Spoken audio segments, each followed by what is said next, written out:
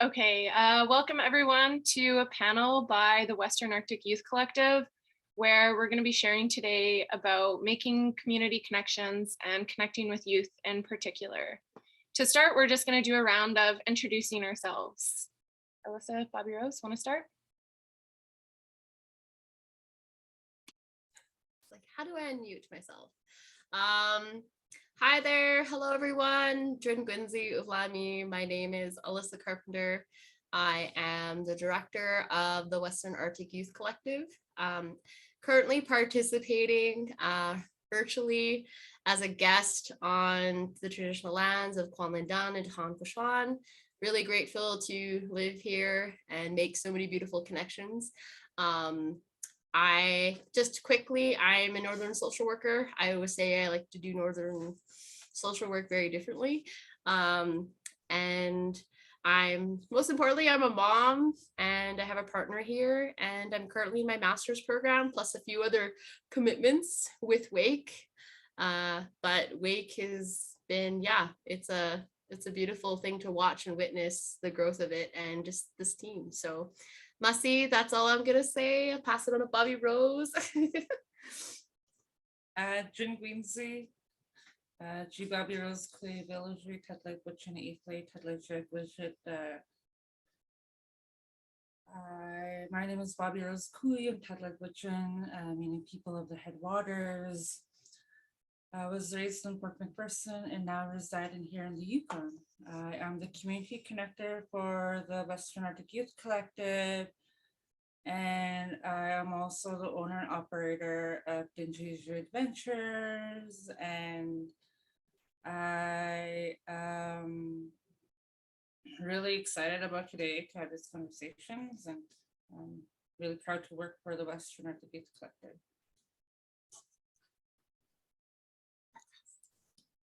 I am next. Hello, everyone. My name is Lennie. I am an Inuvialuit beneficiary of the Inuvialuit settlement region. I was originally born and raised in Inuvik, Northwest Territories, now residing in the hamlet of Aklavik. I am Western Arctic Youth Collective's land-based coordinator. I help support land and cultural-based programming alongside my beautiful team here today. I'm really excited to be on this panel, and I thank you for inviting us today.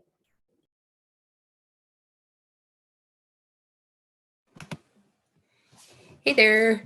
My name's Corinne Bullock, and I am also an Inuvialuit beneficiary, and I'm coming to you from my home community of Inuvik, Northwest Territories. Born and raised here, also raising my children here, and just really happy to be joining this panel today.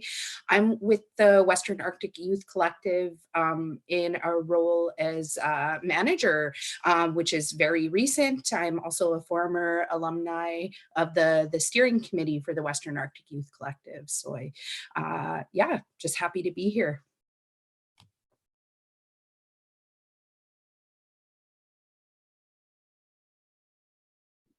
I think I might be next. My name is Rachel Clutery. You might have seen me in another panel earlier this week. I am Nahio and English, and I live on the homelands of the Yellowknives Dene First Nation and North Slave Métis in Yellowknife, Northwest Territories. I am a steering committee member for the Western Arctic Youth Collective, and I also work for Dejinta. So I came on this call as technical support, and then the WAYC team was like, tell them you're a steering committee member. So here I am. I'm on the steering committee. I help do finances. I haven't got to see everybody yet in person all together, but I did get to go to a WAYC program before I was a steering committee member, and it was super amazing. So I'm really looking forward to their presentation. All right, and my name is Kayla Jefford Moore. I'm the storytelling coordinator with WAYC. And I just kind of work in the background a little bit. And I was also raised in Inuvik. My family is originally from BC, Di Hadagang. I'm Haida and also Canadian. And I also do like other comm stuff outside of WAYC. And yeah, I think that's kind of me in a nutshell. I'm calling in from also Yellowknife, home of the Yellowknives Dene First Nation, North Slave Métis, here in Yellowknife. And yeah, I think we'll just like jump into it. I want to start by asking everyone what you have all seen, what you've each seen in terms of impact within the programming that you each do with WAYC. I guess, do you want me to start? Yeah. Yeah. So I'm just gonna start and just show a really quick visual presentation because I think the story is super important to show how a lot of us got here, and kind of will help guide where we go after this. The Western Arctic Youth Collective, for many who don't know, we're not actually our own organization. We're in still those learning stages of what it could mean if we're our own organization. So right now we're actually a project of MakeWay's Charitable Society. So there's some well-known Northern projects that exist. Dene, Northern Youth Leadership. Most recently, along with us, is also the Northern Birthwork Committee Network. So doing a lot of like needed things in the North. And we come in from the angle of creating spaces for youth. So I'm just gonna show some really early moments just for folks to kind of know a bit who we are, if they've seen us online.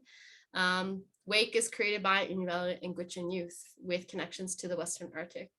And we strive to create connections to help prepare and support the ongoing development to improve lives of all Indigenous youth, specifically between ages of 18 and 35.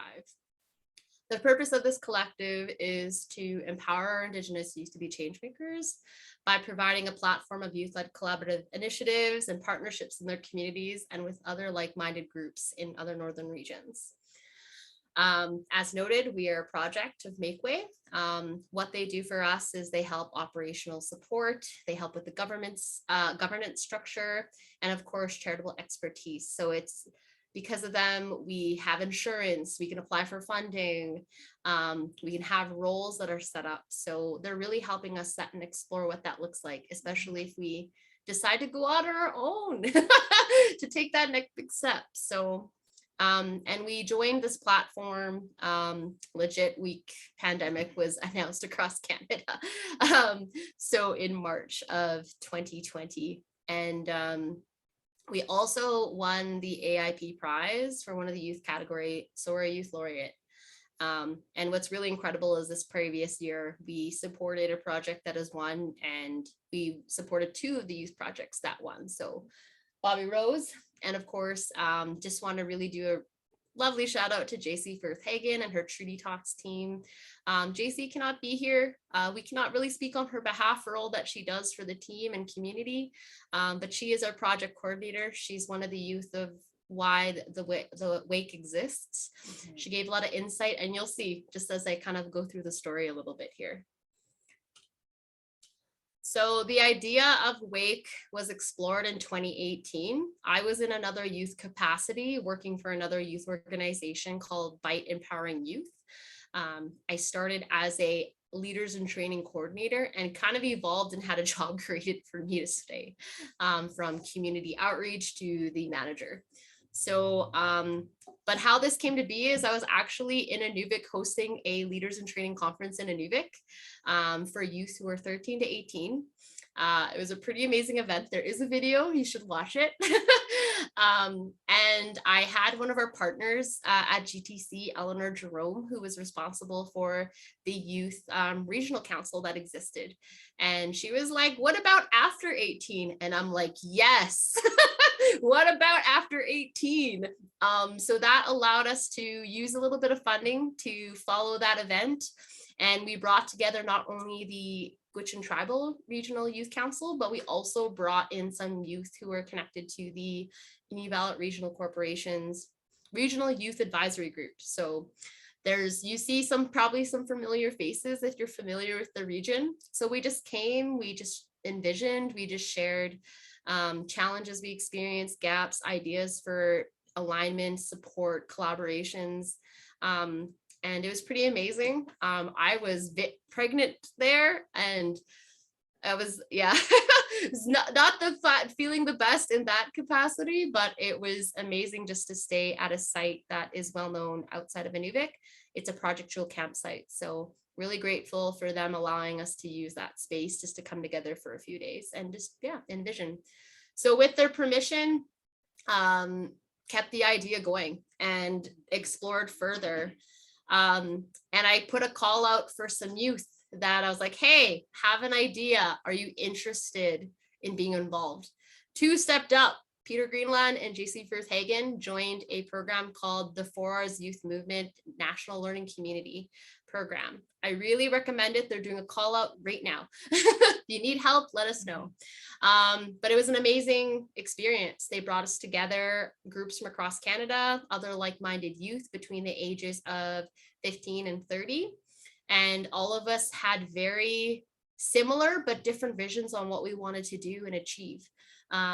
We were the one group that knew immediately what we wanted to do. We wanted to gather in a space that brought a lot of meaning, connection, and there's stories there. There's a story and history there. We said we wanted to go to MakeWay. All of us grew up going to MakeWay and just to see dancing, jigging, sharing of food, culture, community, right? That is built there. And the history is beautiful. They went to there to celebrate who they are. And we just wanted to honor that and bring that back, especially for those youth who might not know of that. So we said we're going to MakeWay. We're going to follow the music festival, and we are going to make space to learn from them, learn from elders, connect on the land, talk about some pretty high level conversations or buzzwords like reconciliation was explored and talked about. Decolonization was talked about. Talking about really hard realities, the grief in community, right? When we have loss, what it means to experience lateral violence, right? Those things that are so important for youth to feel like they can express. It was a very heavy week, and it was really beautiful too.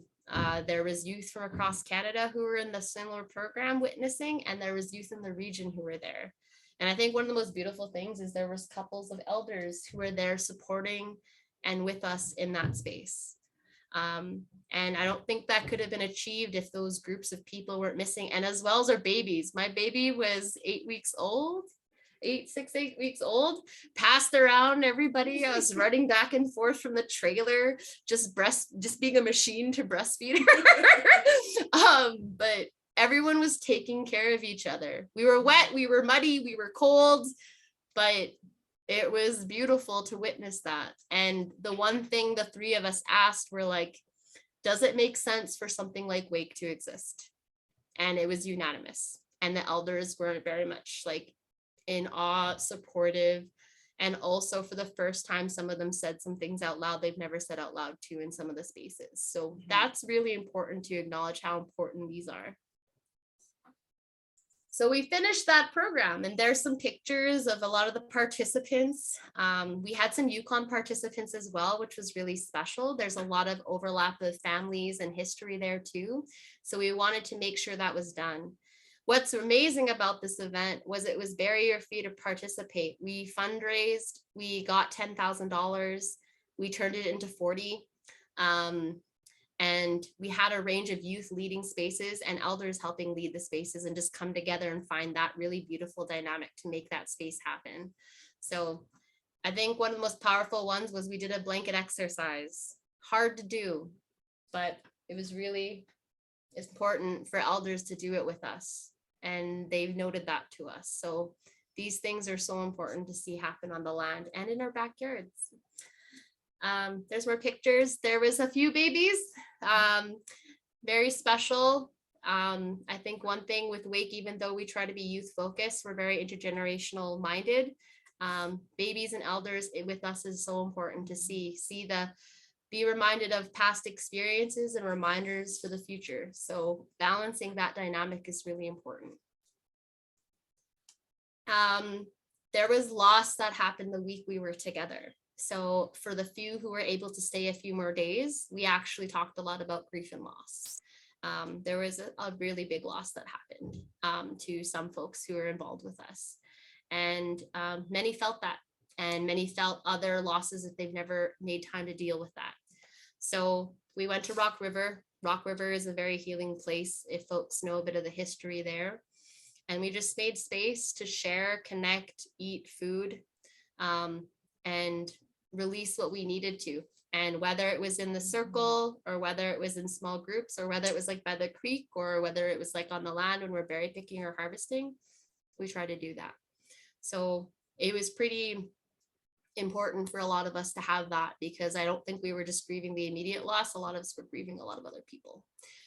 So it was really special. Brings up a lot for us.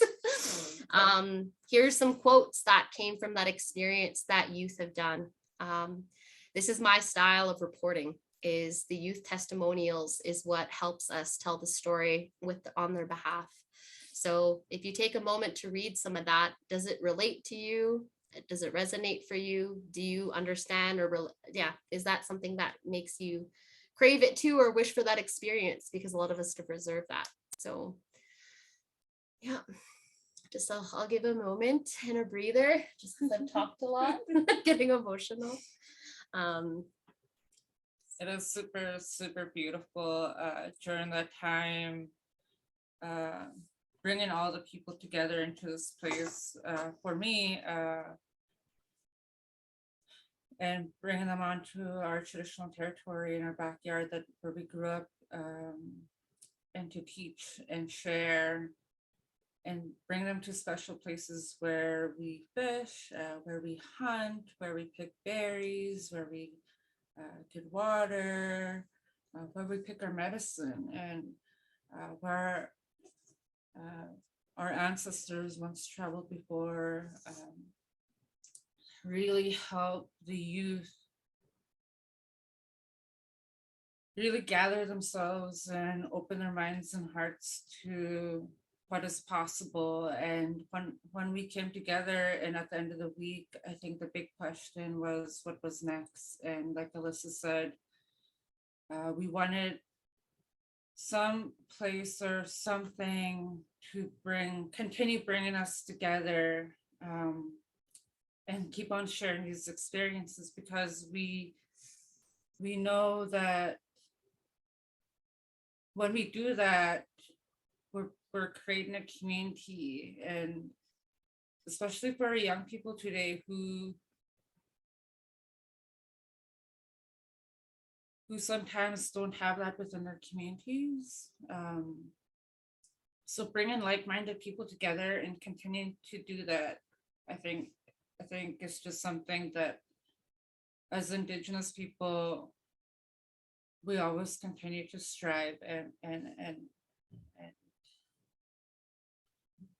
it's just, right now, it's a beautiful reminder of like what we're doing today, and what we continue to do. I was like, is that done? That's not beautiful. I meant the presentation. I think that's done with the slides. I was like, how come it's not skipping? Oh no, sorry. It's having a mind of its own. Okay, that is the last slide. So perfect. We'll stop sharing. Are we stopping sharing the screen now, just to confirm? Yeah, we're good. Amazing. Yeah, you're no longer sharing. Amazing. So like the story of that to joining the platform in 2020, right? Those experiences really reaffirmed it. That a lot of us in our small groups, we're not alone within this thinking or this belief, or even just craving these experiences with other individuals. And I think when we think about the beginning and the story, and again, learning as we go and haven't always made the right decisions sometimes, or have experienced hardship and loss through this as well, and burnout and fatigue and compassion fatigue too. It's not easy work to show up in that way, to ask folks to allow these experiences to happen, to find the resources to do it, to ask people to show up with no judgment, with curiosity, with kindness and compassion. Sometimes that doesn't happen for young people. So it's really important to see youth involved in creating these spaces. And that's something we're trying to do. So I guess maybe we'll ask that question, since I give it a bit of context of WAYC and where we are today. And I think in a nutshell is our team is growing. We have youth who are working out of Inuvik and Whitehorse, who also a Aklavik, and youth who are working remotely and traveling and joining us when they can. So it's growing, it's gaining movement. But this movement comes at, it takes time, it takes patience. COVID has not been easy to navigate, a lot of organizing and coming together. So it's coming back to that. So we're learning a lot as we go, and really appreciative of all the opportunities we've had and the trust that youth give. And yeah, that's So the other question.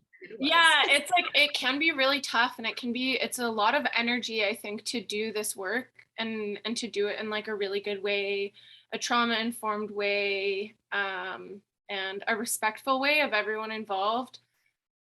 But what motivates each of you to keep doing that work and to keep showing up every day? Like, where does that motivation and passion come from?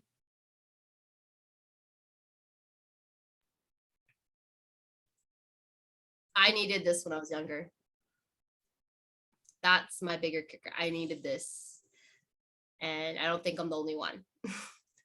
So it looks different, of course, than what it would look like for me as a young person. So this is something for other youth, because there's so many losses, or folks who feel like they don't deserve or aren't worth it, or just don't have a place to be themselves and be accepted. So that motivates me. That's why I am in the role that I am. So if folks want to contribute.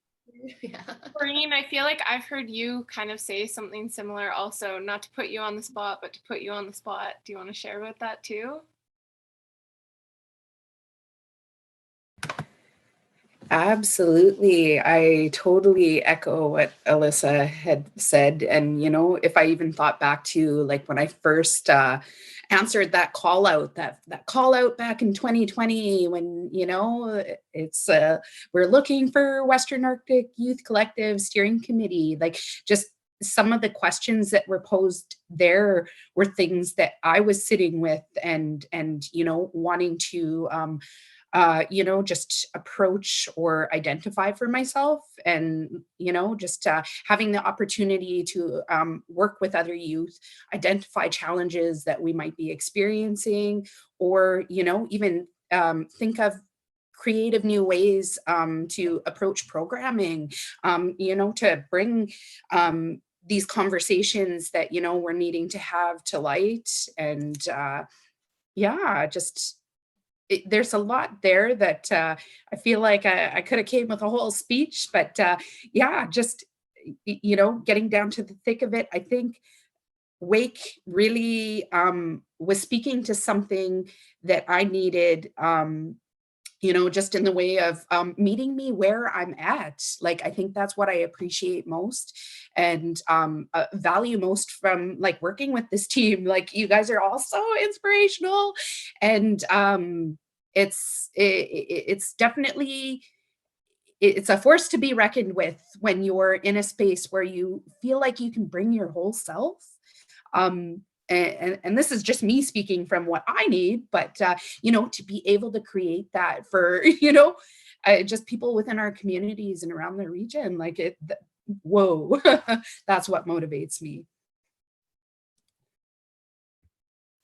I definitely feel that for sure.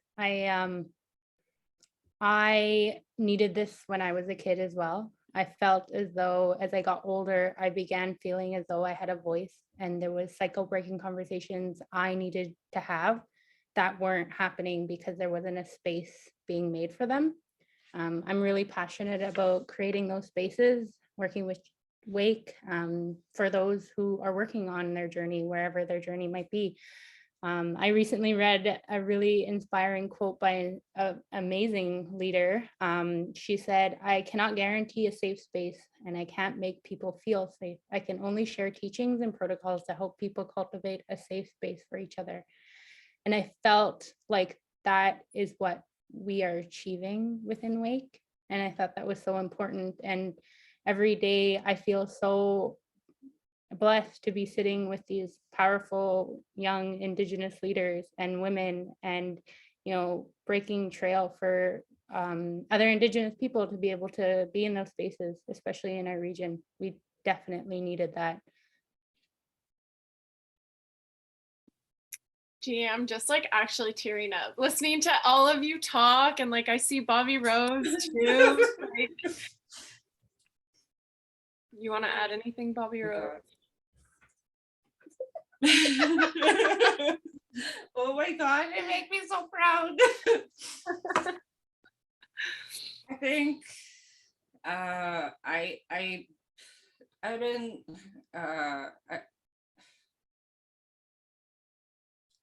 on the land majority of my life, and I was raised by such a great community of elders and leaders and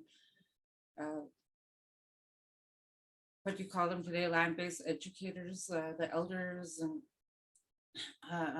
including the land and the water and the medicine that helped raise me. And I feel like with all their knowledge that they shared in their direction, I felt that was like the biggest thing that motivated me, but also to continue sharing that on, because majority of the elders that helped raise me are not here today. And the one thing that they said was we need to continue on bringing people out on the land. And when I started first working with Alyssa, I recognized that, damn, we work really good together. Like, you can find a whole bunch of organizations all over like Canada, but like, Yeah. WAYC is just something like what Corey and Megan said, like we're meeting you where you're at and being able to create opportunities for young people in the north and to bring them out on land. That's like my motivation, I feel. But like our team. Yeah, do you want to share more about how Alyssa and WAYC has supported like your own passion project? I want to hear from everyone. Yeah, I feel like right from the beginning, being able to coordinate and support land-based programming really got me into like a position or position or the confidence for me to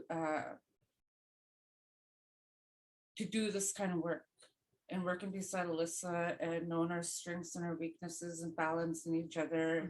Really set us off in a good beginning, and just listening to each other and being able to support each other in projects, and especially with WAYC, because I feel like it's such a beautiful organization itself. And then this year, my team and I, supported by WAYC, won the Arctic Inspiration Prize to run an Indigenous Youth River Guide training, which will be happening in less than a month. And it's super exciting. And I don't think that I would be able to continue or do that in a really good way without the WAYC team. And it's just like, I was really scared filling out that application or even thinking about it. But like with everyone's support, it's just like, gave me confidence and motivation to do it. And here I am living my best life and like living my dream of like what I always wanted to do. It. It's gonna be amazing.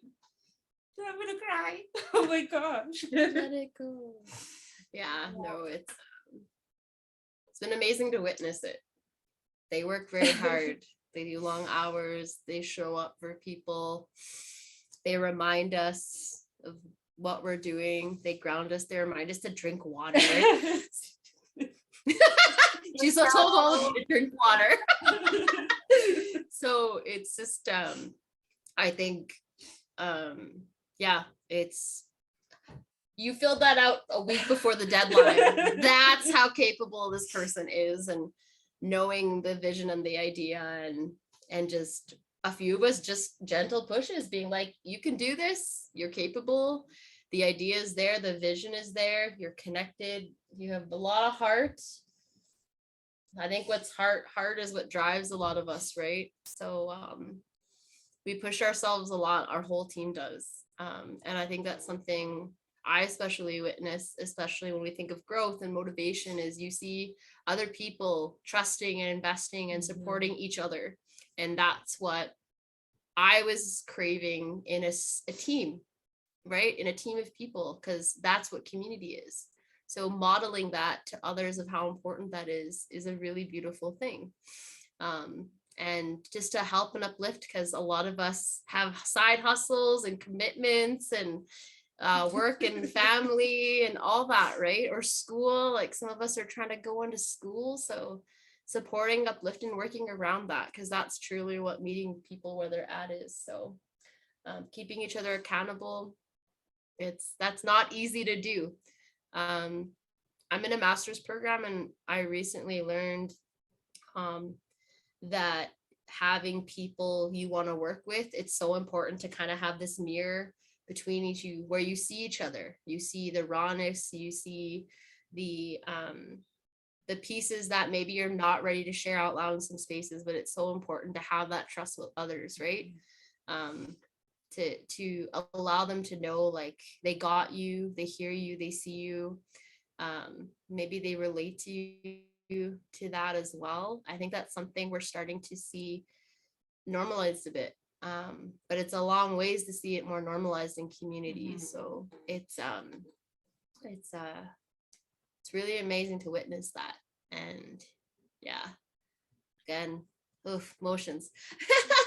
I mean, you're talking about like just modeling being supportive and uplifting people, and I feel like you kind of did that like just now in talking about Bobby Rose and talking about how capable she is and all of the things she does. Like, I feel like that it seems like such a simple thing, but it can be so impactful, and that's what builds our confidence with each other. And I've been at the receiving end of you talking me up like that, and I know that has had huge impacts on me as well. And I think that is like one of the biggest impacts of WAYC, in terms of the folks who are here on this call, but also every time we bring them into other folks into our spaces. Like, I see that in action, and I think that's truly one of the hugest impacts, is just knowing that people are in your corner. And I feel like that's what WAYC does, is we're like, hey, we're here, we're in your corner, and it's like, what do you want to do?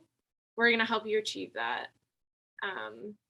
But I'd really love to hear from Megan and Corrine about the On the Land programming and what happened up in Ulu. And I think Pauktuutit may have had those communities wrong. But Megan, if you want to share. Yeah, I feel like that the end of Alyssa and you talking really flows well, because the idea of, listening to community, and that's what Alyssa did when she went up to Uluhuktuk and did her visit. And Ulu said, they stated they wanted to host a youth gathering based around uniting, our region, not religion, sorry, our region, traditional values and cultural relevant objectives. And that's exactly what we did. So in July 2021, the WAYC team and myself, I was gratefully the lead on the Uluhuktuk Youth Wellness Gathering. It was my first big gathering. I joined in April 2021, so that was really exciting. I worked alongside Melody Teddy and Holly Jones and the rest of the WAYC team way back when, and we worked together to create a 6-day youth gathering focused on health, wellness, and cultural revitalization. We invited all 6 Inuvialuit settlement regional communities to join. We offered 2 positions per community. We received a ton of applications, and I believe we received all but Pauktuutit attending, because there was also another youth gathering during that time, which was fine. So from there, we decided to, bring together youth to, connect across barriers, to come together, to learn, to share, to heal. The idea was to incorporate land activities, open discussions, and bring in facilitators to open wellness and healing circles. I believe, in my perspective, we did that with success. From my personal experience, the connection and friendships that were made during this gathering will last a lifetime. During the event, as the coordinator, I often sat to the side watching and admiring the connections, the self-healing that was being created. The community of Inuvialuit has like this beautiful sense of family and culture and love, and it's so strong. And when we went into that community, that was what we were greeted with. And to say that I didn't expect that was an understatement. We were brought in like we were someone's sister, someone's brother, someone's, niece or nephew. We were brought in, and it was such a beautiful moment. And, those 6 days, each day we had someone coming in new, learning, sitting, learning, healing with us, sharing their stories, sharing their perspectives. The youth, were able to learn from one another, being from one point of the NWT of Inuvialuit to another of Aklavik, they were able to make family connections, and that was so beautiful. I organized the event, but I feel like the people who attended and the people who came to the camp made the camp soar personally. The memories made, the feelings that were felt, everything you hope as an organizer. It was in that moment I realized all the months planning and organizing with the team. It was an important step to, creating unity in our region and cultural revitalization and healing within our region, the healing that we deserve as Indigenous people. I'm super grateful that Corinne at the time was the steering committee member, and she was able to attend fully, attend the facilitation, attend all the on the land activities. So maybe she can speak on a little bit more of a different perspective than I can. But yeah, it was a beautiful memory in my mind, and I'll definitely hold that so close to my heart, and I'm so grateful for WAYC. That was really beautiful, Megan. I feel like I can't top that, but definitely a different perspective or take on it is just coming from that steering committee role, being able to participate in that programming, like oftentimes, being on an advisory board, you're not involved in the programming on that type of level. So being able to come in from, just where we're in the brainstorming or ideation of, like, hey, let's do this, to actually be involved on the ground, seeing, the action taking place, and like just the community that was built, the fostering of those respectful relationships, as well as like just the economic development. Like I feel like we haven't spoke to that, but just like, it's really supporting our communities, supporting local businesses, lifting each other up. Like that also like just, I guess, motivates me from my level, and why, I was like, oh, as soon as I had an opportunity to work more fully with WAYC, I jumped on that, because like, it's just, I want to be involved in, these critical, like strategic components. Like I just want to do the work. And yeah, I won't offer any more to that. I'm rambling. All good. I think that was such an important note, though, of just mentioning like the economic impact of, all of the swag that WAYC gives away and purchases. Like, it's always Indigenous creators, local business owners, we're renting from people who are local, and really trying to like put money back into the community, back into community members' hands. That's something I've like been witnessing Alyssa do, and I'm just like, I'm taking notes all the time about it. Like, I'm like, dang. Very important. Yeah, I'm glad you brought that up, because it's like support our local entrepreneurs and business owners and creators. Yeah, because a lot of what we get is public funding, right? So we've received some donations, thankfully, right? Like anything helps. Like we've had donations. An example is someone on Old Shirt Day gave us their paycheck that day, right? That helps. That allows us to buy, like you said, from Indigenous Northern creators and local. I was just saying with the Ulu one, I think a majority of that budget went directly into local hands in Uluhaftok, as well as the local airline, right? So it's really contributing back to the local economy. And we prioritize that. Like, yes, there's some things that we might have to outsource, but I think it's also with us being very creative on the ground of like, there's local caterers, there's people who can facilitate, there's people who can create and present, right? They have stories that is rich, honest, and needed to be shared.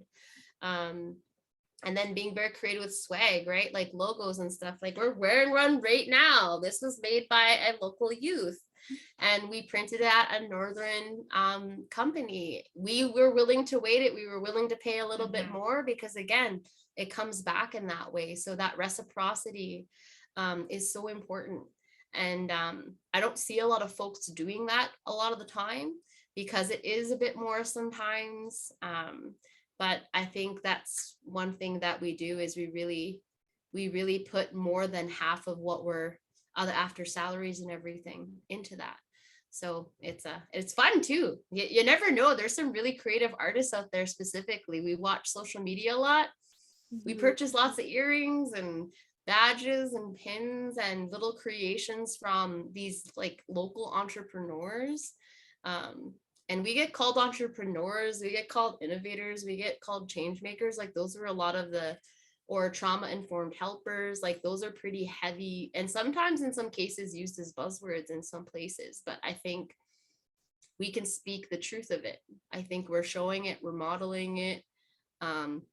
We come from many places where we've seen potential or wanted to find alignment with values as well. So local economy, that's a value for our team, and it's working. Yeah, I feel like it takes a level of that belief of, just because they're not set up as like a big business and their whole thing is doing that. It's like being able to just be like, okay, there's this youth who's really good at graphic design, and like, I believe in them, let's give them a chance. And I feel like you really don't see that very often, but it's really important to really try and enact that. And it's kind of related to this last question before we have to wrap up, but like, what does it actually look like to meet people where they're at? I feel like that's one of the things that WAYC really does. And I'm really curious to know, Corinne kind of talked about that. Like, what does it look like to feel like you're being met where you're at? And what is it like to kind of run an organization and meet people where you're at, but also still be growing at a breakneck speed and being really successful? Alyssa? It's like, oh, Corinne, go. Meeting people where they're at is something I think a lot of folks can't rush. I feel that it is something that takes many years to understand what it means. You really have to, being non-judgmental is a really hard thing to do. I think holding space for people, also not taking space away. You have to be really willing to listen to individuals, to tune into what they're saying, or even the body language, because body language says a lot around people. So observing that, to understand what it means. Like that's even just before you even get to know people, right? Is understanding what that looks like. What can you do?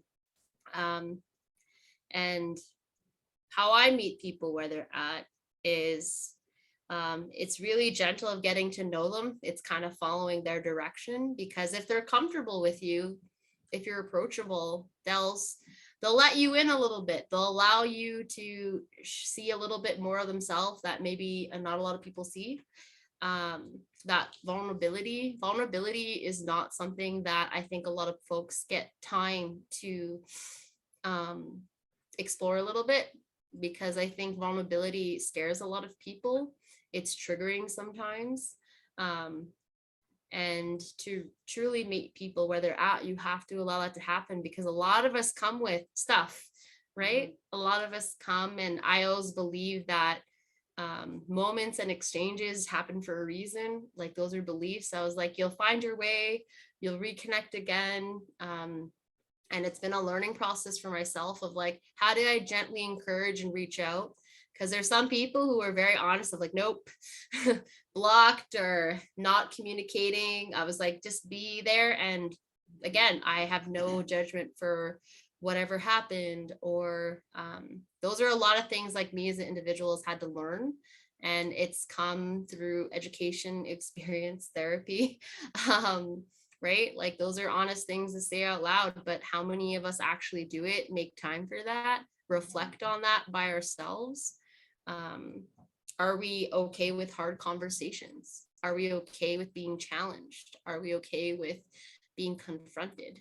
Because sometimes we might push something, like triggers or normal human reactions that I think the whole team, I've said this to, we need to understand our triggers, right? We need to learn how to take care of ourselves, to regulate ourselves, because triggers are going to be all around us. It's always going to be a part of you. But how you take care of yourself, how you let people in, those are things people I don't think make time to really understand. And it's just come from experiences or realizing how important it is to say things out loud. Because it's not easy to say some of the things our team says out loud, right? We talk about trauma. Talking about trauma is hard. We talk about abuse. We talk about assault. We talk about lateral violence. We talk about grief, whether it's recent or it's prolonged and carried, or it's been like so delayed you don't even understand you're going through it. I'm through a grieving process right now. I had a very big loss this year. It's very traumatic. I lost my brother to suicide. I need to talk about it. I can't hold that in me. And those are realities that I think a lot of communities hold, because that cycle of grief and loss is so frequent. And I think that's one thing I'm witnessing with this team is we're people who are willing to listen and make space for others who need it, because I think we might have had that at one time in our life and it helped. And sometimes that's all you need for people. Like we might interact with some individuals more and more frequently. Some might be that's all it is, or maybe they're not ready for it, or maybe that's all they needed. Meeting people where they're at is hard. And I'm constantly learning of what that means for individuals, their identities, their background, their experiences, their knowledge and understanding. Because I think sometimes we need to check in with ourselves a lot and be honest with ourselves. I think even on our weekly check-ins as a team, it's like, how are we individually first? Like, not what we're doing with our work, but how are we as individuals, and where we're at. And I think what's special about our team is like, if we need time off or if we need support, it's there, and it's us supporting each other. And I just want to give an example and like a huge shout out to one of our team members, JC Hagenberth, who I met during midway, but I didn't really know her, but really met her over a year ago, and now is one of my best friends. And you know, we're at different stages in our lives, and one of the things that what I love about JC is that we met her where she's at. Yeah. And I think as an example is that she started Speak to Me in Gwich'in over how long ago? It's probably been 6 to 7 years. Yeah, now. 6 to 7 years, and that's like her baby. And being able to get to know her more and more of like what she wants to do and what her passion is around language revitalization and culture and working with young people in community, and that's one of the biggest things that we're supporting her with. And just recently she won the AIP, which we're supporting her with, to do treaty talks that they started during COVID. Yeah, last year. Virtually, and hosted a lot of sessions online. Now she's doing a gathering, and we're super excited, and just to see her grow from not being able to make a phone call to community members, for her to like pick up the phone, for her to tell me like, Bobby, I made like 3 phone calls today. It's like, oh my God, that's that's made me cry, you know. And for her to be coming into spaces and organizing it, and that makes me super happy. And I think that's just like, I'm so proud of her and proud of all our team members to see them grow and, you know, do what they love. And, you know, for Corinne to join our team recently and actually join WAYC, like our team member, one of our team members, and to bring in her children and even work with them who are like, you know, under the age of 15, and like meeting them where they're at, and like watching them grow for me is just, you know, during our last events, our biggest event, local to global, for them to always check up on me and be like, Bobby, what can I do? And then for them, for like the 3rd day, they're already doing what they already knew what to do. And they're like, Bobby, I'm done this. Like, what can I do next? I'm like, okay, I'll give you another job. Okay, you're going to do draws. And they're up there doing the draws. What? Those little humans are doing it. And little Scarlett, who's a part of our team as well, who grew up around us, and like, who's just like feisty. That's my baby. She turns 3 next week. So yeah, but for her to grow around us and for her to support where she can, and to liven up the space and just be there all the time, is, you know, I can't wait to see her grow up and see what she does. And, you know, maybe one day she'll, you know, bring WAYC to another level that we could never do that. And Megan as well, just to see her confidence grow and you know, do what she loves. And so proud of you, Molly. Megan. Kayla. Okay, Bobby Roses. Megan and Green. I'd love to hear like each of you share an example of where you feel like you've been met where you're at and been shown that grace in doing the work that you're doing.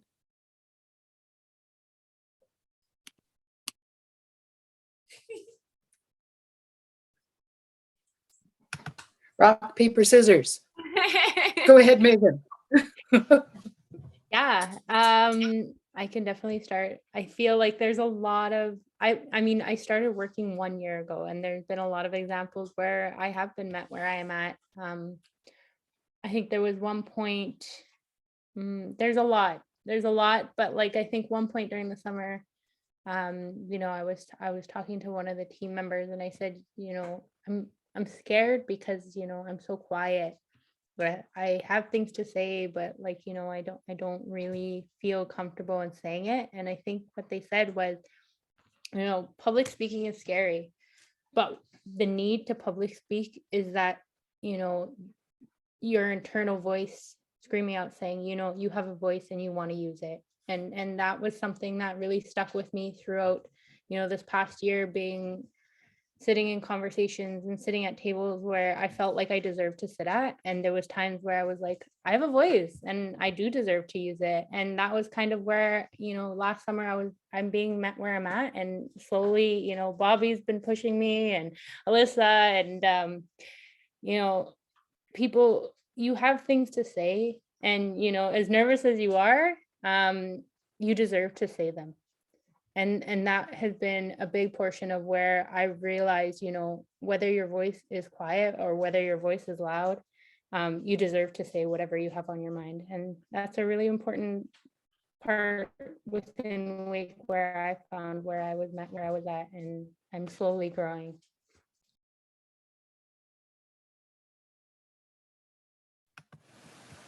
What Megan said, all of what Megan said. I don't know why it's coming through, but yeah, just Garth Brooks, the dance is really like showing up in my head. Like, sometimes you lead, sometimes you follow. I feel like that is such a good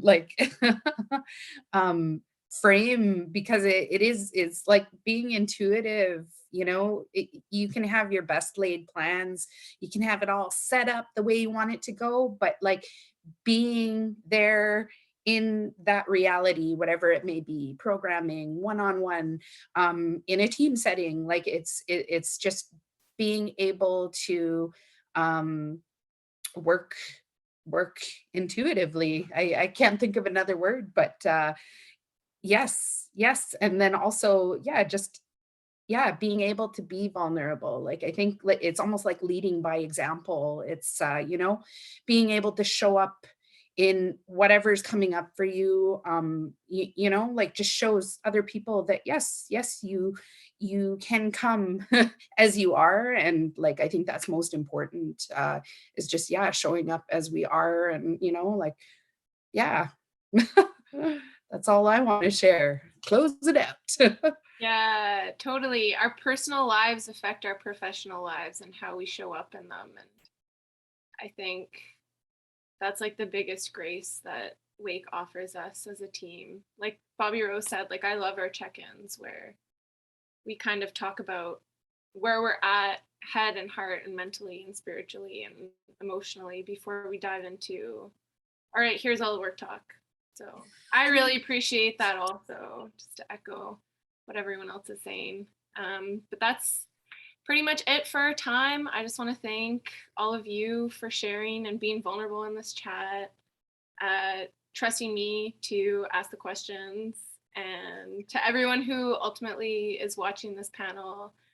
I also want to say thank you, Hawa Kuinaini Masicho.